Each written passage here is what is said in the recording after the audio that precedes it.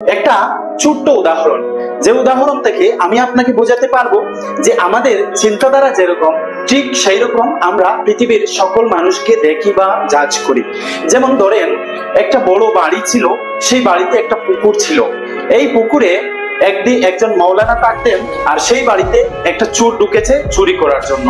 তো মাওলানা যিনি রাত্রি যখন ফজরের নামাজ পড়তে উঠলেন, মাওলানা ওযু করতে যাইতেন, তখন গিয়ে দেখলেন পুকুর পাড়ে আরেকটা লোক আছে। তখন ওই পুকুর পাড়ের লোকটির দিকে মাওলানা দেখে বললেন যে এই লোকটা নিশ্চয় আমার মতো নামাজ পড়তে ওযু করতে পুকুর পাড়ে এসেছে, পুকুরের ঘাটে এসেছে।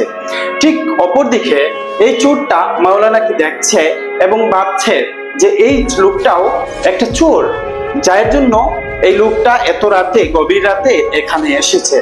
তো এই যে চোর ব্যক্তিটা অন্যকে ভাবছে চোর, মাওলানা ব্যক্তি ভাবছে ওই ব্যক্তিটা কিন্তু নামাজ পড়ার জন্য এসেছে। ঠিক তদ্রূপ আমরা নিজে যেভাবে, নিজের চিন্তাধারা যেভাবে, নিজের কাজকর্ম যেভাবে, নিজের পেশা যেভাবে, সেইভাবেই আমরা অন্যকে ভাবি, অন্যকে জাজ করি। তো আপনি ভালো চিন্তাধারায় অন্যকে জাজ করেন, দেখবেন আপনিও ভালো হয়ে গেছেন, ভালো চিন্তাধারায় অন্যদেরকে জাজ করতে পারবেন।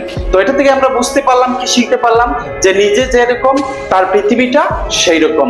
ধন্যবাদ।